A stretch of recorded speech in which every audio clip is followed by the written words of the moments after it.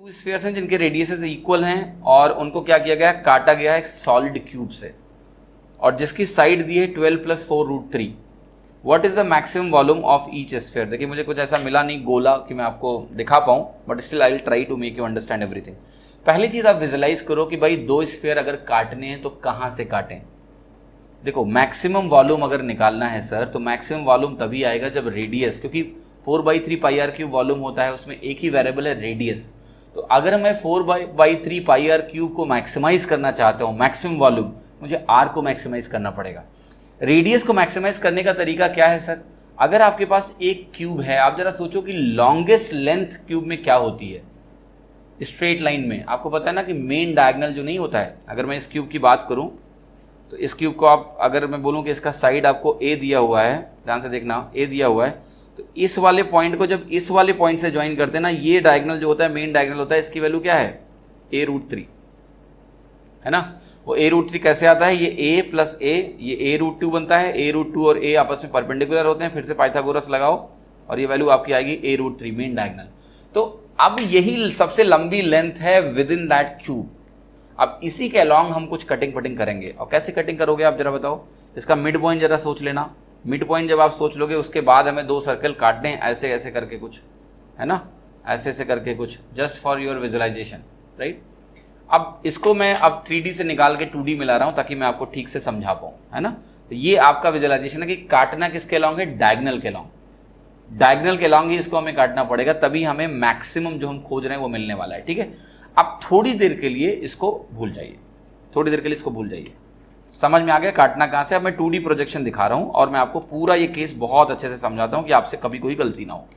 तो देखिए मैं जरा ये जो डायगोनल था मेरा a√3, इसको जरा मैं कुछ ऐसे रिप्रेजेंट कर रहा हूं एक लाइन से समझाने के लिए। अब मैं अगर बात करता कि भाई मुझे केवल एक ही स्फीयर काटना है इसके अलॉन्ग, तो अगर मुझे एक ही स्फीयर काटना है, ये डायगोनल की मैं बात कर रहा हूं, तो आप जरा विजुलाइज करना, अगर मुझे एक ही स्फीयर काटना है और मेरे पास एक क्यूब है, लेट्स से ऐसा कुछ, एक ही स्फीयर आप काटोगे तो क्यूब कुछ ऐसे कटेगा, है ना, इस सारे साइड्स को टच करेगा, सारे साइड्स को टच करेगा, कॉर्नर से थोड़ी थोड़ी डिस्टेंस होगी, यानी हर फेस को टच करेगा ये क्यूब, हर फेस को। आप ऐसे विजुलाइज करो, ये डब्बे में एक फुटबॉल रखा हुआ है जहां वो सब एक दूसरे को ऐसे टच कर रहे हैं, ऊपर नीचे सब। कॉर्नर में यहां पर देखो, यहां पर थोड़ा थोड़ा गैप बनेगा हर कॉर्नर से इस क्यूब का, लेकिन सरफेसेस को वो बिल्कुल सेंटर में टच करेगा। तो ठीक है, अब ये कुछ ऐसा ही है कि जैसे देखिए यहां पर एक स्क्वायर की बात करते हैं और एक स्क्वायर में ऐसे सर्कल होता है, तो देखिए कॉर्नर में यहाँ गैप होता है, ऐसे स्फीयर में होगा गैप, वो क्यूब की बात कर रहे हैं। अब जरा मैं यहाँ वापस आता हूँ फिर से, देखिए मैं इसको यहाँ रिप्रेजेंट कर रहा हूँ फिर, और एक लाइन में इसको रिप्रेजेंट करूंगा मैं। तो आपको ध्यान से बस यही समझना कि देखिए अगर एक ही क्यूब रखना है, एक ही स्फीयर रखना है उसके अंदर, तो आपको पता है कि अगर मैं इसको इस तरह से डायगोनल के फॉर्म में रिप्रेजेंट करूंगा और एक ही स्फीयर अगर मैं रख रहा हूं, तो उस स्फीयर का जो रेडियस होगा वो क्या होगा, क्यूब के साइड का आधा होगा। 2D में ऐसे कुछ प्रोजेक्शन दिखा रहा हूं मैं आपको। तो ये देखो, ये एक ही रखना होता तो ये रेडियस क्या होता, आधा होता, जो भी ये है इसका हाफ हो जाता रेडियस, है ना। तो यानी पूरी साइड जो उसकी होती वो क्या होती, अगर मैं रिवर्स वे में बात करूं तो उसकी जो पूरी साइड होगी वो आपका कुछ नहीं होती, बस रेडियस का डबल होती पूरी साइड। तो आप जरा देखना, मैं जरा ये सर्कल ऐसे कुछ लिख रहा हूं और जरा बहुत ध्यान से आप ये समझना, तभी ये क्वेश्चन आपको समझ में आएगा। ये बनाया मैंने, स्फीयर है, डायगोनल के लॉन्ग 2D प्रोजेक्शन, और आपको पता है अभी कि जो भी इसका रेडियस होगा उसका जो डबल होगा वो साइड होगी। यानी अगर मैं इसका रेडियस थोड़ी देर के लिए a मानता हूं तो आपको पता है साइड कितनी होगी, 2a। ये डायगोनल है, इसकी टेंशन मत लो, ये डायगोनल है। तो अगर ये a है तो क्यूब की साइड आपकी 2a हो गई।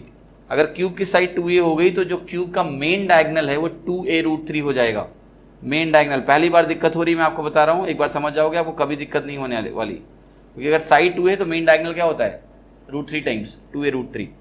अब अगर ये a है, ये a है, तो ये वाला गैप जरा पता करिए सर, वो वाला गैप आपको दिख रहा है कि नहीं। देखो ये 2a√3 है, ये आपका a और a है, तो ये जो डिफरेंस है इन दोनों के बीच में मैं सब्ट्रैक्ट करूंगा ना, 2a√3 माइनस 2a, तो आपको ये क्या मिलेगा, ये वाला डिफरेंस 2a इंटू √3 माइनस 1। अब इसको इक्वली आप डिवाइड कर दो, यहां पर भी ये आ जाएगा, यहां पर भी ये आ जाएगा, ठीक है।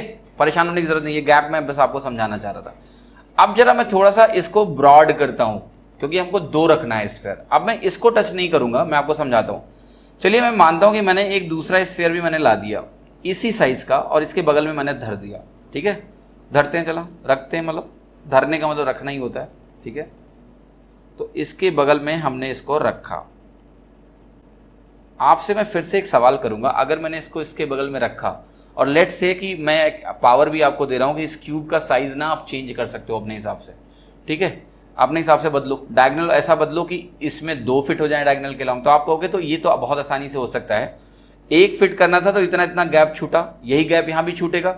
तो अगर मैं एनीवे जो डायगोनल मेरे पास दिया हुआ था, ये वाला पूरा डायगोनल था, ध्यान से देखना, इसमें इतना गैप इस साइड आया था, ये गैप उधर दे देते हैं उतना ही। अगर इतना गैप मैं इधर दे दूं तो क्या होगा आप मुझे बताओ। आप कहोगे सिंपली डायगोनल की जो लेंथ है ना वो इतने से बढ़ाना है। कितने से बढ़ाना है? 2a से बढ़ाना है। अगर आप डायगोनल की लेंथ को 2a से बढ़ा दो सिंपली, तो क्या होगा, अब ये 2 स्फीयर ऐसे बगल बगल में रखे जाएंगे और जो अब ये जिस क्यूब में फिट होने वाला है उसका जो डायगोनल होगा वो आपका हो जाएगा, देखो यहां पर ध्यान से, ये आपका हो गया 2a, जो भी वैल्यू अभी आपकी निकल आई थी ना 2a√3, उसमें कितना जोड़ना है आपको जरा बता दो। 2a√3 में हमें बस 2a एक्स्ट्रा और ऐड करना पड़ेगा। ये तो पूरा डायगोनल था, ये जो गैप था जो मैंने वैल्यू लिखी थी वो किसी काम की नहीं थी, बस आपको समझाने के लिए लिखा था कि क्या पता किसी क्वेश्चन में कभी यूज हो जाए। तो 2a बढ़ाना था बस। तो यानी जो नया क्यूब हमें मिलेगा उसका जो डायगोनल होगा वो 2a√3 + 2a के बराबर होगा, ठीक है। तो अगर ये मेन डायगोनल है जो 2a√3 + 2a के बराबर हमारा निकल के आ रहा है, तो आपका क्वेश्चन एक्चुअली में हो चुका है, क्योंकि इन्होंने क्या किया है कि जो सॉलिड स्फीयर दिया है उसका जो साइड है वो हमें प्रोवाइड कर रखा है, वो है 12 + 4√3 साइड दिया हुआ है हमें, और मैक्सिमम वॉल्यूम हमसे पूछा जा रहा है। तो अगर मुझे ये साइड की वैल्यू प्रोवाइडेड है 12 + 4√3, तो अब मुझे करना क्या है सर, अब मुझे इसका डायगोनल निकाल लेना है। डायगोनल अगर आप निकालोगे तो आपको मिलेगा 12 + 4√3 इंटू, आपको पता है क्या होता है ये, इंटू √3। आप ऐसे लिखोगे तो ये आ जाएगा 12 + 12√3, सॉरी 12, मतलब इसको सिंप्लीफाई करोगे तो आपको मिल जाएगा 12 + 12√3।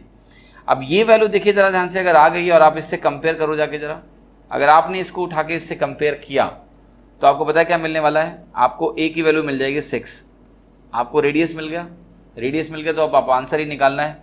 रेडियस निकालने के बाद मुझे टाइम नहीं लगेगा आंसर लगाने में कि 905.44 होगा, फिर भी मैं आपको समझा देता हूँ कैसे। इसके आगे a की वैल्यू 6 हो गई तो आपका हो गया 2, अब मुझे निकालना क्या है, वॉल्यूम, मैक्सिमम वॉल्यूम, तो आपका हो गया 4/3 इंटू पाई को आप लिखोगे 22/7 इंटू r क्यूब, क्योंकि r जो है 7 का मल्टीपल निकला नहीं, 6 आ गया तो मैं ऐसे लिख रहा हूँ 216। अब इसके आगे परेशान नहीं, ज़्यादा टेंशन नहीं लेनी है, अप्रॉक्सीमेट करो, ये लगभग कितना हो जाएगा 3 and 1 31 टाइम्स रफली, है ना, इसको 217 मान लो रफली, ये 6 क्यूब है इसलिए 216 लिख दिया डायरेक्ट। अब जरा ध्यान से देखना, ये जो वैल्यू यहाँ पर लिखी हुई है, अब मुझे क्या करना है, मुझे फाइनल आंसर निकालना है, ठीक है। ये 4/3 की वैल्यू 1.33 के बराबर होती है, इसको ऐसे ही छोड़ दो। 22 × 31 निकालना है मुझे, 22 × 31 निकालने का तरीका ऐसे हो सकता है 11 इंटू और 62 कर दो आप। जब भी किसी नंबर को 11 से मल्टीप्लाई करते हैं तो इन दोनों नंबर का सम बीच में आ जाता है, यानी ये हो गया आपका 682, और इसको मुझे क्या करना है 1.33 टाइम्स करना है। तो या तो आप 4/3 लिखा रहने देते अगर आपको कैलकुलेशन में थोड़ी सी भी तकलीफ है ना, क्योंकि 1.33 का मतलब क्या होता है, ये नंबर और उसका 1/3 और, तो 682 का 1/3 अगर आप निकालने जाओगे तो लगभग 227 के आसपास आएगा। अब आप इसका सम करके देखो जरा, ये वैल्यू किसके आसपास आ रही है, 909 के आसपास आ रही है। एक ही ऑप्शन है उसके क्लोजेस्ट 905, वो आपका करेक्ट होगा। तो देखिए इस क्वेश्चन में काफ़ी विजुअलाइजेशन था और मैंने कोशिश करी मैं इसको अच्छे से 2D यूज़ करके समझा पाऊँ। अगर आपको समझ में नहीं आया है तो आगे कभी मैं 3 डायमेंशनल ऑब्जेक्ट्स लेके आऊँगा और मैं आपको दिखा दूंगा, समझा दूंगा, ठीक है। मैं एक बार फिर से क्रिटिकली इसको जल्दी से रिवाइज करूँ। अगर आपको पहले मैंने एक क्यूब एज्यूम किया और उसके अंदर मैंने एक स्फीयर दिखाया मैक्सिमम वॉल्यूम का, फिर मैंने कहा मैं एक और बगल में प्लेस करता हूँ और एक बड़ा क्यूब लगाता हूँ, उसको हमने यूज़ किया, उसको हम यूज़ करके हमें कंपैरिजन मिल गया मेन डायगोनल का और मुझे साइड मिल गया, मुझे रेडियस मिल गया, रेडियस मुझे मिल गया। उसके बाद तो वॉल्यूम निकालना कितना आसान था, हो गया ऐसे ही। तो उम्मीद करता हूँ आपको ये समझ में आएगा। पर ये अच्छा सवाल था, अगर आपने पहले ये क्वेश्चन नहीं किया हुआ है या इस तरह का आपने विजुअलाइजेशन नहीं किया हुआ है तो मुश्किल होगी। लेकिन देखिए एक क्यूब के अंदर आपसे अगर पूछता कि भाई मैक्सिमम वॉल्यूम क्या होता है तो आप बता देते, ठीक है। लेकिन जब बात हुई कि 2 रखे गए, 2 काटे गए, तो आपको दिक्कत हुई। क्यों हुई? क्योंकि आप उस आइडिया को एक्सटेंड नहीं कर पाए। दूसरा, आपके पास टाइम भी नहीं रहा होगा एग्जाम में। तो जब आप बाकी क्वेश्चंस को बेहतरीन तरीके से करते रहोगे ना, तो आपके पास इन सारे क्वेश्चंस के लिए थोड़ा सा वक्त होगा, जिसमें आप ये एनालाइज करके आंसर आराम से निकल पाओगे। ये कोई ऐसा नहीं कि बहुत बड़ा सवाल है, लेकिन अंडर प्रेशर तभी होगा ना जब आप कॉन्फिडेंट हैं।